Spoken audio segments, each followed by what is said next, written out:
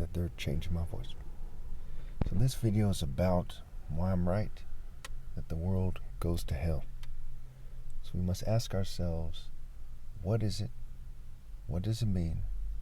And what should we do? So what is it? Right? It's a world that's building on evil. It's building with evil and on evil. Let's go to Jeremiah 22, verse 13. Woe to him who builds his palace by unrighteousness, his upper rooms by injustice, making his own people work for nothing, not paying them for their labor. He says, I will build myself a great palace with spacious upper rooms. So he makes large windows in it, panels it with cedar, and decorates it in red. Right? Red is the color of Set, the color of evil, what have you.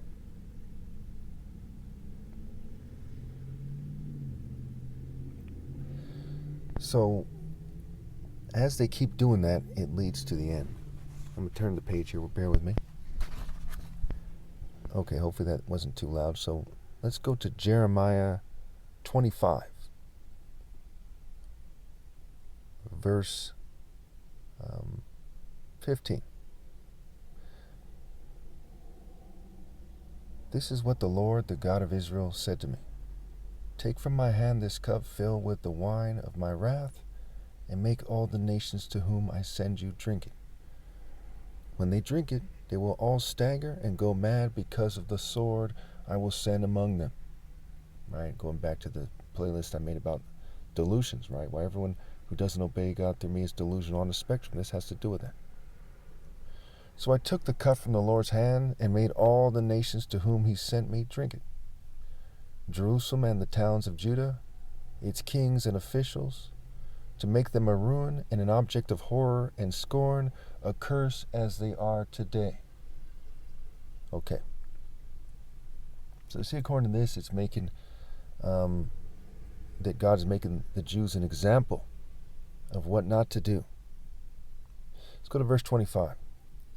All the kings of Zimri, Elam, and Media, and all the kings of the north, near and far, one after the other, all the kingdoms on the face of the earth, and after all of them the king of Shishak will drink it too.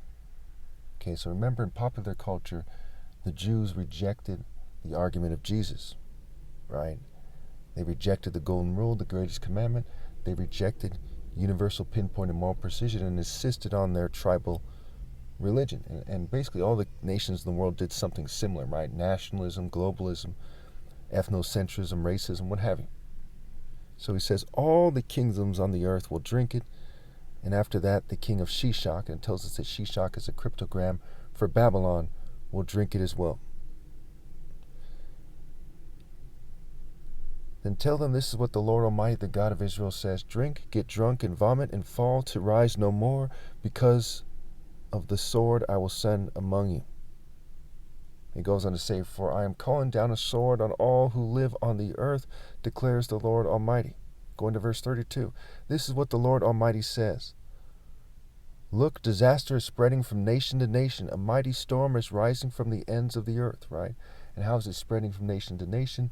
Through the colonists, right? And the neo-colonists.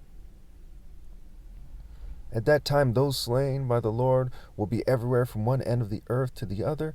They will not be mourned or gathered up or buried, but will be like dung lying on the ground. So they're turning them into dung, figuratively speaking, right? They're going to be useless, right? They won't have the martial art principles, righteousness, justice, what have you.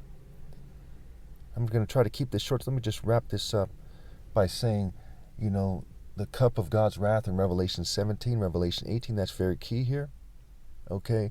Notice he said that because of their wickedness, that God punishes, right, the Jews, to make them a ruin and an object of horror and scorn, a curse as they are today, right? It said that he's given them the cup of his wrath, which is going to transform them, right, and ruin them and make them an object of horror and scorn and a curse. Okay, so that's what the bowls and the trumpets are about in Revelation. It's transforming them into scum, right, like dung on the ground. And we see that it talks about how the earth burns up the green grass. And in Proverbs it says the righteous thrive like a green leaf. And in Joel it says that the army of the Lord transforms the world into a desert wasteland when it was more like the Garden of Eden, spiritually speaking, before, meaning that there was still some semblance of righteousness before the day of the Lord, which is the time we live in now. Okay.